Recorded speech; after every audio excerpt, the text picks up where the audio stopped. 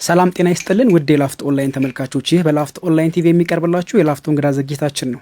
የላፍቶ እንግዳ ዝግጅታችን ህብረተሰቡ የሚያነሳቸው የልማት የመልካም አስተዳደርና የአገልግሎት አሰጣጥ ችግሮችን መነሻ አድርጎ የሚመለከታቸውን የስራ ኃላፊዎች በመጋበዝ ግልጸኝነት እንዲፈጠር ማብራሪያና ምላሽ እንዲሰጥ የሚደረግበት ዝግጅታችን ነው። ዝግጅቱን ወደ እናንተ በማድረስ ውሽታ አሸናፊ አብሬያችሁ ቆያለሁኝ። የዛሬ እንግዳችን ወይዘሮ ሳዳ ኡመር ናቸው። ወይዘሮ ሳዳ ኡመር የንፋስ ስልክ ላፍቶ ክፍለ ከተማ ኢንዱስትሪ ልማት ጽህፈት ቤት ኃላፊ ናቸው። ወይዘሮ ሳዳ እንግዳችን ሆነው በስቱዲዮአችን ስለመጡ ከልብ እናመሰግናለን። እኔም በጣም አመሰግናለሁ።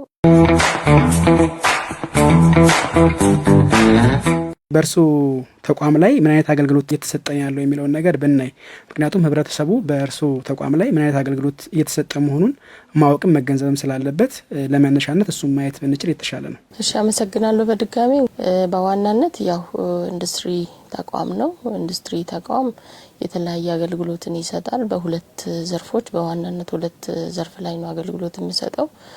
ዋነኛው የአምራች ኢንዱስትሪዎችን ክትትልና ድጋፍ ማድረግ ነው። በሁለተኛ ደግሞ የፋሲሊቴሽንና ካይዘን ትግበራ ስርዓቶችን መዘርጋት ነው።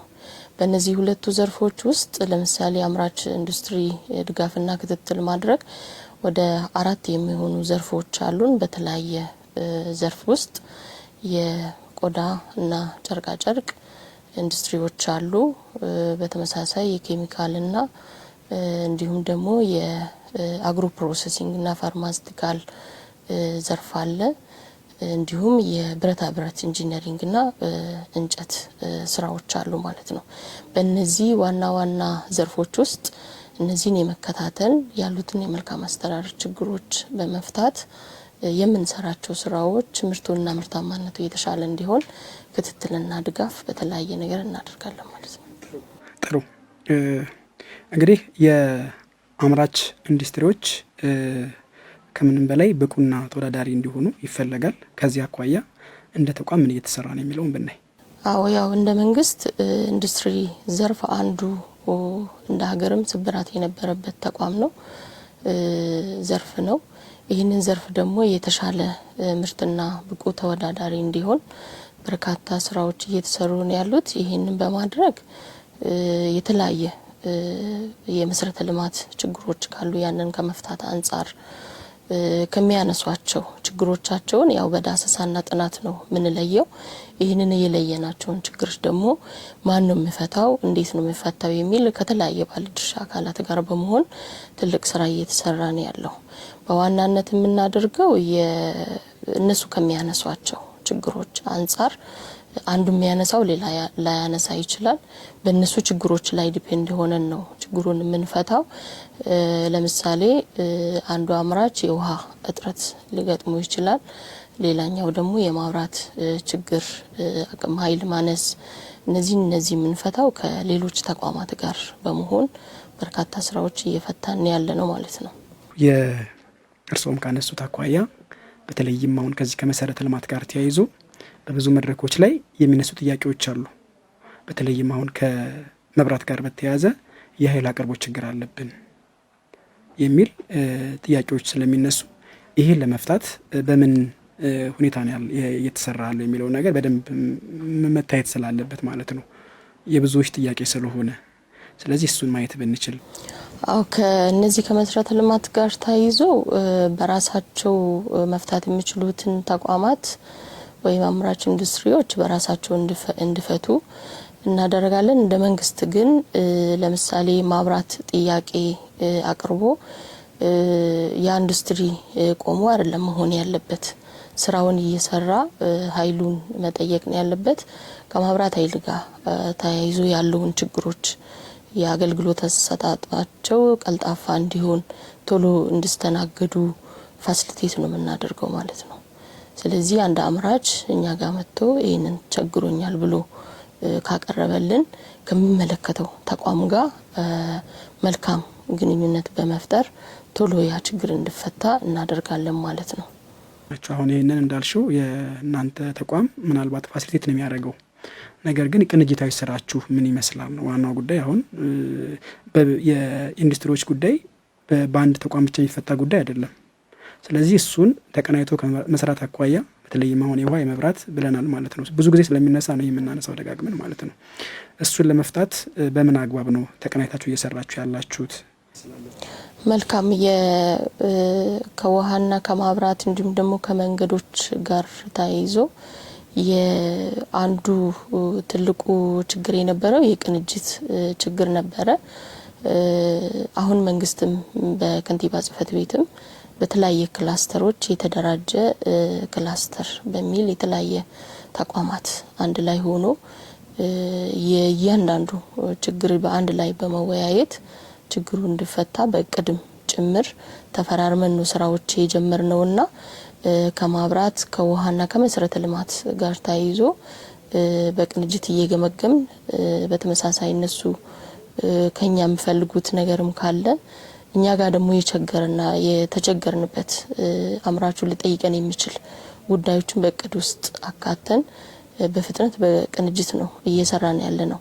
እንዳልከው አብዛኛው ጥያቄ ወይም ደግሞ አምራቹ ዘርፉ ሊጠይቀን የሚችል በእኛ ተቋም ብቻ የሚፈታ ሳይሆን ከሌሎች ተቋማት ጋር በጋራ ሆነን ምንፈታው ነው። ለዚህ ደግሞ የተለያየ ኮሚቴዎችን የተለያየ ቅንጅት ስርዓትን ዘርግተን ስራዎች እየተሰሩ ነው ያሉት። መልካም ግንኙነት ምን ያለው መልካም ጅማሮ ምን ያለው በዚህ ልክ። ሌላኛው የሚነሳው ጥያቄ የአምራች ኢንዱስትሪዎች የመስሪያ ቦታዎች ያቀርቡት ችግሮች ናቸው ማለት ነው። ከዚህ አኳያ ሁለት ነገሮች ናቸው የሚነሱት። እኛም ማንሳት የምንፈልገው ሁለት ነገር ነው። አንደኛው አምራች ኢንዱስትሪዎች የመስሪያ ቦታ እንዲኖራቸው እንደ ተቋም ምን አይነት ስራዎች ናቸው የተሰሩ ያለ የሚለውን ነገር፣ በሌላ ጎን ደግሞ ከዚህ ፊት ቦታ ተሰጥቷቸው የመስሪያ ቦታ ተሰጥቷቸው ሲሰሩ የነበሩ የአምራች ኢንዱስትሪዎች አሉ ማለት ነው። አሁን 5 አመት ሞልቷቸዋል በሚል የ6 ወር ማስጠንቀቂያ ተሰጥቷቸው ቦታውን ልቀቁ ተብለናል የሚል ነገር አለ ማለት ነው። አንዱ ከአምራች አካባቢ ሊነሳ የሚችል ጥያቄዎች እነዚህ ዋናው ኢሹ ነው። የመስሪያ ቦታ ጥያቄ ነው። የመስሪያ ቦታ ጥያቄ በተመለከተ ያው ዋነኛነት እንደ አስተዳደር በከተማም ታይቶ በተለያየ ጊዜ ችግሮች እየተፈቱ ነው ያሉት። ስፔሻሊ ተኪ ምርት ላይ የሚያመርቱ አምራቾችን በልዩ ሁኔታ ድጋፍም እየተደረገላቸው ነው ያለው። ባለን ሪሶርስ ከተማ ባላት ሪሶርስ እየተስተናገዱ ነው ያሉት። ችግሩም እንዳለ ይታወቃል። በተዋረድ ግን ከተማው በእቅድ ውስጥ አካተው ይህንን ተግባር ይህንን ችግር እየፈታን ያለው ማለት ነው። በሁለተኛው የ5 አመትና ከዛ በላይ ስፔሻሊ መንግስት አመቻችቶላቸው በሼዶች ውስጥ በርካታ ስራዎች እየሰሩ ያሉ አምራቾች አሉ። ትክክል ነው ጥያቄው። ይሄንን በሁለት መልኩ ማየቱ ተገቢ ነው። አንዳንዱ ያው ህግን ከማስከበር አንጻር የሼዶች አካባቢ ያለው መመሪያና ስርዓት በ5 አመት ውል ነው የሚሰጠው ማለት ነው። ነገር ግን እንደኛ ከተማ 5 አመትም ከዛ በላይም እየሰራ ያለ አካል አለ። ያንን ህግ ከማስከበርና ህገ ወጥነትን ከመከላከል አንጻር የማይሰሩ አምራቾችን ወይም ደግሞ የተደራጁ አካላትን ሌላ ወጣት መተላለፍ ስላለበት ህግ የማስከበር ስራ እየተሰራ ነው ያለው። ነገር ግን አምራች ሆኖ በተለይም ተኪ ምርት ላይ ብዙ ሰራተኞችን በራሳቸው አቅፎ ለብዙሃን ስራ አጥ እንጀራ እያበሉ ያሉት ለሀገርም ቫልዩ ያላቸው አምራቾች እየተለዩ እንደ ሁኔታው የሚስተናገድበትን ሁኔታ መንግስት እያመቻቸን ያለው ማለት ነው። ይሄ ሲባል ለሁሉም መስሪያ ቦታ ይመቻቻል ማለት አይደለም። አቅማቸው ደርሶ ወይም ደግሞ በቅቶ ሌላም ቦታ ሄዶ መስራት የሚችሉትን ሌላኛው ደግሞ መንግስት መደገፍ ያለበትን እየታሰበ ነው ያለው። ኖርማሊ ግን ህግን ለማስከበር ከሼዶች አስተዳደር ጋር ተያይዞ 5 አመትና ከዛ በላይ የቆዩ የማስጠንቀቂያ እንትኖች ወረቀት ተሰጥቷቸዋል ማለት ነው። ይሄንን ግን በጋራ ሆነን እንደ ሁኔታው ያው በተቀመጠው አቅጣጫ መሰረት መጨረሻውን የሚያገኝ ነው የሚሆነው። ለጊዜው ስራ ላይ ነው ያሉት። በስራቸው ደግሞ የተሻለ ምንም አይነት ወደ ኋላ እንዳይቀሩ እየደገፍን ያለነው ማለት ነው። አምራች ኢንዱስትሪዎች ጉዳይ በአንድ ተቋም ብቻ የሚፈታ ጉዳይ አይደለም ብለን ስላነሳን ከስታንዳርድ አኳያ ለምሳሌ አሁን እናንተ ቦታ እንዲሰጣቸው የምታደርጓቸው ድጋፎች ይኖራሉ ማለት ነው። ቦታ የሚሰጠው ሌላ አካል ቢሆንም ማለት ነው። ግን ከዛ አኳያ ከስታንዳርድ አንጻር የሚነሳ አለ ማለት ነው። ለምሳሌ በካሬ አንዳንድ ተግባራት በካሬ ጭምር ትልልቅ አምራች ኢንዱስትሪዎች ከሆኑ ስታንዳርድ አለው በራሱ ማለት ነው። የሆነ አካል ቦታ ይሰጣቸዋል፣ የሆነ አካል ደግሞ ስታንዳርድ አላሟላችሁም ብሎ ስራውን እንዳይሰሩ የተለያዩ እንቅፋቶች ይፈጥርበታል ማለት ነው። ስለዚህ ከዛ አኳያ አሁንም የሚነሱ ነገሮች አሉ። ሌላ በተጨማሪ የብድርስ ጉዳይ በተለይ የምገዝ ከወለድ ምጣኔ ጋር የሚያነሱት ሁኔታ አለ። ይህም ብቻ ሳይሆን በተፈለገው ደረጃና በሚፈለገው መጠን የብድር ሁኔታ እያገኘን አይደለም ብለው የሚያነሱ አምራች ኢንዱስትሪዎች አሉ። ስታንዳርድ አኳያ ያው በመንግስት ሼዶች ላይ ያሉትን በየዘርፉ ነው ተደራጅተው አክቹአሊ በመጀመሪያ አካባቢ የገቡት፣ ግን አቅማቸው እየሰፋ ሲሄድ ምርትና ምርታማነታቸው እያደገ ሲሄድ የማሸጋገርና ቦታዎች የማስፋት ሁኔታዎች እየተሰሩ ነው ያሉት። ይሄ ማለት ሁሉም ሳትስፋይ ያድርገናል ማለት አይደለም። ጥያቄው አሁንም አለ። ያንን ጥያቄ ደግሞ በተገቢው ከተማ መስተዳደሩ እየመለሰ ስለሆነ በዛ ልክ ብያዝ የተሻለ ነው ብዬ ነው የማስበው። ከዛ ውጪ ከብድር ጋር ታይዞ አንዱ የብድር ማመቻቸት ስራ እንደግፋለን ማለት ነው። አሁን አብዛኛው ትክክል ነው። ብድር ሲጠይቁ አንደኛ በጠየቁት መጠን አያገኙም፣ ሁለተኛ ደግሞ ሲጠይቁም በጠየቁት ሰዓትና ጊዜ ላይ አይደርስም ማለት ነው። ይሄንን ለመፍታት ቅድም ስላቸው የነበሩ የቅንጅታዊ አሰራር ስራዎች አንዱ በመንግስት የሚመቻቸው የገንዘብ ብቻ ሳይሆን የማሽነሪ ሊዝም ጭምር ነው ማለት ነው። በካፒታል ፋይናንስ ጋር የምንሰራቸው ስራዎች ብድር ጠይቆ የተቸገረ አካል በእኛ በኩል ማን ነው ብድር የጠየቀው፣ ምን ያህል ብድር ነው የተጠየቀው፣ ማን ባንክ የሚለውን ከለየን በኋላ ከነዚህ ተቋማት ጋር ኮኔክሽን ፈጥረናል። በዛ ልክ ችግሮችን እየፈታን ያለነው ከከተማ ጀምሮ እስከ ክፍለ ከተማ ድረስ ማለት ነው። በዋናነት ደግሞ ስኬት ባንክ ትልቁ የኛ አጋር ነው። ከነሱ ጋርም በትክክል ስራዎች እየተሰሩ ነው ያሉት።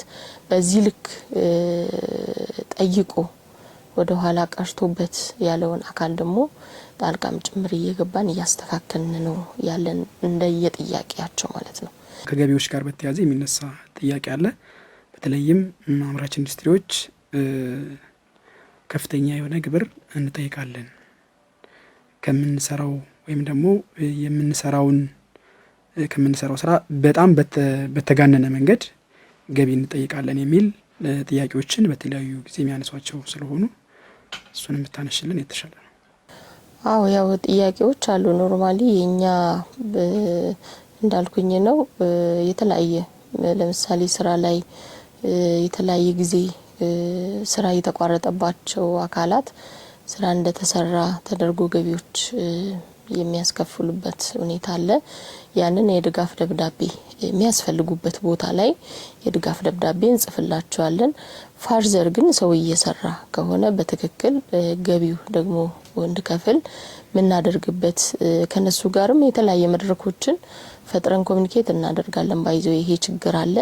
በአግባቡ ደግሞ የሰራው አምራቹ ኢንዱስትሪ የሚሰራትን ስራ ለሀገርም ገቢ ስለሆነ ያንን በትክክል እንድከፍል የማድረግ ከገቢዎች ጋርም ኮሙኒኬት እያደረግን ያለነው። ኖርማሊ እንደ ጥያቄ አንዳንድ አምራች ኢንዱስትሪ እንደኛ ቢሮ መጥተው ይጠይቃሉ። ይሄ ግን ከምን አኳያ ነው የሚል ቀርበን ነው ከነሱ ጋር እየፈታን ያለነው። ፋርዘር ያሉ ችግሮችን ደግሞ አሁንም ወደፊት ምንፈታ ነው የሚሆነው።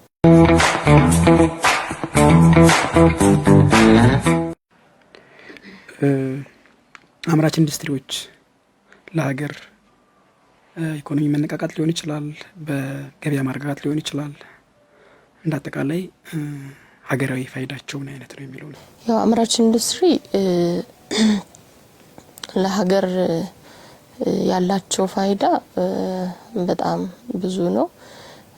ቅድም እንዳልኩኝ አንደኛ ኢንዱስትሪው በዓለም አቀፍ ደረጃም የተለያየ ሀገራት ላይ የተለያየ ሪቮሉሽን እንኳን በነበሩ ጊዜ እኛ ሀገር ምንም አይነት ኢንዱስትሪ እይታ አልነበረም ማለት ነው፣ ሽታም አልነበረም። ይሄንን ለመቀየር መንግስት ትልቅ ዘርፍ ነው ለሀገር ኢኮኖሚ ለውስጥ እድገትም ለሀገር ኢኮኖሚም የተሻለ ተጽዕኖ ሊፈጥር ይችላል በሚል ትልቅ አቅም እየተፈጠረለት ያለው ተቋም ነው። ከአምራች ኢንዱስትሪ ጋር ታይዞ በርካታ አምራቾች ትልቅ ፋይዳ ነው እያመጡ ያሉት። በዋናነት ለምሳሌ ከውጪ ሊገባ የሚችለውን ምርት ሀገር ውስጥ እያመረቱ ለህብረተሰቡ እያቀረቡ ያሉት አምራች አካላት አሉ። ይሄም ከውጪ ወደ ውጪ ዶላር ልንገዛቸው የምንችላቸውን እቃ በሀገር ውስጥ ማግኘትና የውጪ ምንዛሬ የምናድነው ዶላር ቀላል የማይባል ቁጥር ነው ማለት ነው። ስለዚህ አንዱ በሀገሪቷ ላይ ያለው ለውጥ ትልቅም ምርታ የሚያመጣው አንዱ ይሄ ነው። ከዛ ውጪ ደግሞ ይሄ አምራች ኢንዱስትሪ በጣም እየተደገፈ ምርቱ ኳሊቲ ያለውና በቂ ብቁ የሆነ ተወዳዳሪ የሆነ ምርት ለውጪ ገበያ እያቀረበን ያለው ከቡና አንፃር ከተለያየ ብረታ ብረት፣ እንጨት የተለያየ ምርቶችን ወደ ውጪ እየላከ የተሻለ ዶላር እያስገኘን ያለው ይሄ በተጨባጭ ለሀገር እድገት ትልቅ ሚና እያመጣ ያለው ዘርፍ ነው እና መደገፍም ያለበት በመንግስትም አሁንም ትኩረት ተሰጥቶት እየተሰራ ያለ ተቋም ነው ብዬ ነው የማስበው። አምራች ኢንዱስትሪዎች ወደ ሀገር ውስጥ የሚገባ ምርትን በማስቀረት ለሀገር ኢኮኖሚ የሚያሳርፉት አዎንታዊ ሚና ከፍተኛ ነው ማለት ነው። አሁን ከዛ አኳያ የተኪ ምርት አሁን ሲያመርቱ ተኪ ምርት ማምረታቸው አንድ ነገር ጥሩ ነገር ነው። ነገር ግን እነኚህ ምርቶች የገበያ ትስስር መፍጠር ሊሆን ይችላል። እዛ አካባቢ ላይ ምን አይነት ስራዎች ላይ ተሰሩ ያሉት? በተለይ ማህበረሰቡ ግንዛቤ እንዲኖረው አምራቾች መሸጫና ማሳያ ቦታ እንዲኖራቸው ከማድረግ አኳያ እንደ ተቋም ምን አይነት ስራዎች ነው እየሰራችሁ ያላችሁት? ትክክለኛ ጥያቄ ነው። የአምራች ኢንዱስትሪ ያው ተኪ ምርት ላይ ወደ ውጪ የምንልከው ብቻ ሳይሆን ሀገራችን ውስጥ በእኛ ሀገር ምርት በኩራት አድርገን ወይም ደግሞ ገዝተን ከመጠቀም አኳያ የአመለካከት ችግሮች እንደነበሩ ይታወቃል። ይሄን ደግሞ ትልቁ ስራ አሁን ንቅናቄ አድርገን እየሰራን ያለነው የኢትዮጵያ ታምርት ንቅናቄ ነው። በኢትዮጵያ ታምርት ንቅናቄ አምራቹም ጥራቱን የጠበቀ ምርት ለገበያ አቅርቦ ህብረተሰቡም ደግሞ ምቹ እንደሆነ አውቆ የተለያየ ግንዛቤዎች በየአደባባዩ በየመድረኩ በሚኒ ሾፖች የተለያየ ንቅናቄዎች በኢትዮጵያ ታምርት ንቅናቄ እየተደረገ ነው ያለው ማለት ነው። ይሄንን ከመቅረፍ አንፃር አንደኛ የተለያየ ባዛሮች ላይ የገበያ ትስስርም ጭምር የምናደርግላቸው አምራቾች አሉ ማለት ነው። በተለይም ጨርቃ ጨርቅ ህብረተሰቡን ሊጠቀምበት የሚችለው እውነት ይሄ ኢትዮጵያ ውስጥ ነው የሚመረተው እስከመባል ድረስ ኳሊቲ ያላቸው ማቴሪያሎች በሀገር ውስጥ የሚመረቱ ህብረተሰቡ እየተጠቀመ ያለ አለ ማለት ነው። ይሄንን ለማመቻቸት የተለያየ ገበያ ትስስር እያደረግን ያለ ነው። ይሄ አንዱ የምርት አቅርቦትን እንዲያቀርብ እርስ በርስ የኢንዱስትሪዎች እርስ በርስ ትስስር እናደርጋለን። አንዱ ከአንዱ ጥሬ ዕቃ ሊፈልግ ይችላል። አንዱ አምራች ከአንዱ ጥሬ ዕቃ የሚፈልግበት ሰዓት ጥሬ ዕቃን ከዚህ አምራች እንገዛ የገበያ የግብአት ትስስር አንዱን ምንሰራቸው ስራዎች ናቸው። ሁለተኛው የገበያ ትስስር ነው። የገበያ ትስስር ስንል ባዛሮች ሚኒ ባዛሮች ላይ እስከ ፌደራል እስከ ወረዳ ድረስ የሚቀርቡ በበዓላት ጊዜ ትላልቅ ባዛሮችን እያቀረብን እያዘጋጀን ምርታቸውን እዛ ቦታ ላይ እንዲያወጡ ህብረተሰቡ እንዲያቅ እንዲገዛ በርካታ ምርታ ስራ የተገኘበት ነው። ውጤትም እየመጣ ያለ ተግባር ነው። አሁን ከባዛር ጋር በተያያዘ የሚነሱ ነገሮች ስላሉ አምራች ኢንዱስትሪዎች የሚያነሷቸው ነገሮች አሉ። ምቹ ሁኔታ ላይ አይደለም የሚፈጠርልን የገበያ ትስስር ሲፈጠር ወይም ባዛሮች ሲዘጋጁ የተሻለ ቦታ ላይ ተመርጦ አምራቹና ተጠቃሚው ማህበረሰብ በትክክል የሚገናኝባቸው መሆን አለባቸው የሚል ነገር ስለሚያነሱ እሱን ለማስተካከል ቅንጅታዊ ስራው ምን ይመስላል? ትክክለኛ ጥያቄ ነው። ምናልባት ከዚህ በፊት የነበሩ ችግሮችም እኛም ገምግመን ያየነው ነው። አሁን ላይ ግን በቅንጅት ነው የምንሰራው ይሄንን ተግባር ማለት ነው። ከንግድ እና ከስራ ክህሎት ወደ 5 ተቋማት ምርትና ህብረተሰቡ መገናኘት አለበት በሚል ህዝብ ሊበዛበት የሚችል ገበያው ሊያገኝበት የሚችል ጋር ነው አሁን እየተዘጋጀ ያለው ማለት ነው። እንደኛ ክፍለ ከተማም የተለያየ ቦታዎች ላይ ነው ህብረተሰቡ ምርቱን በቀላሉና በቅርቡ ሊያገኝበት የሚችልበት ቦታ ነው እያመቻቸን ወደ ገበያ ያወጡ ያሉት። በዛ ልክም ደስተኞች ናቸው አሁን ላይ ማለት ነው። ከዛ ውጪ በከተማም ደረጃ የተለያየ ኤግዚቢሽን ማዕከልም ያቀርባሉ። ያ ደግሞ ህብረተሰቡ ሄዶ መፈልገውን ነገር እንዲሸምት ከሚዲያ ጋር ተያይዞ የተለያየ ንቅናቄዎችን እየተደረገ ደስተኞችም ጭምር ናቸው ማለት ነው። አሁን ላይ እንደኛ በኩል ያሉ ጥያቄዎች እነኚህ ናቸው፣ ግን አይቀርም መቅረት የለበትም። ለማህበረሰቡም ለአምራች ኢንዱስትሪዎች የሚጠቅማል የምትያቸው ነገሮች ካሉ ብታነሽ። አመሰግናለሁ። ያው የኢንዱስትሪ በጣም በበርካታ ስራዎች የማይታመኑ ምርቶች ሀገር ውስጥ እየተመረቱ ነው ያሉት። አንደኛ ይህንን አመለካከት የህብረተሰቡን አመለካከት ህብረተሰቡ አመለካከቱን ቀይሮ ይህንን ምርት ከግለሰብ ጀምሮ እስከ ድርጅት ድረስ እንደዚህ አይነት ምርቶችን መጠቀም ብቻል እኛ ደግሞ በበላይነት እየሰራን ያለነው እያንዳንዱ ቤት እንዲደርስ የኢትዮጵያ ታምርት ንቅናቄ በተለያየ ፕሮግራሞች ነው በጉብኝት በተለያየ ህብረተሰቡን ይዘን ይሄ የሚመረታል ለካ እስከሚል ድረስ ይዘን እየተጓዝን ያለነው። የኛ ህብረተሰብ ደግሞ ይሄንን አውቆ ይሄ ዘርፍ የኔ ዘርፍ ነው፣ ይሄ አምራች የኔ አምራች ነው፣ ለሀገርም ለኔም ጥቅም አለው በሚል ድጋፍም ምርቱም ደግሞ ወደ ገበያ ሲወጣ በበጎነት የኛን ሀገር ምርት መርጦ እንድጠቀም እላለሁኝ። ወደፊት ያው በርካታ ትኩረት ስለተሰጠበት ወደ ውጪ ከምናስገባቸው ይልቅ ሀገር ውስጥ የምናገኛቸው ምርቶች ኩሩ ሆነን በሀገር ኩራት ምርቶቻችንን እንጠቀም የሚል መልእክት ነው ያለኝ። ውድ የላፍቶ ኦንላይን ተመልካቾች ከዛሬ እንግዳችን ጋር የነበረን ቆይታ እዚህ ላይ ያበቃል። በሌላ እንግዳ እስከምንገናኝ መልካም ጊዜ ተመኘሁ።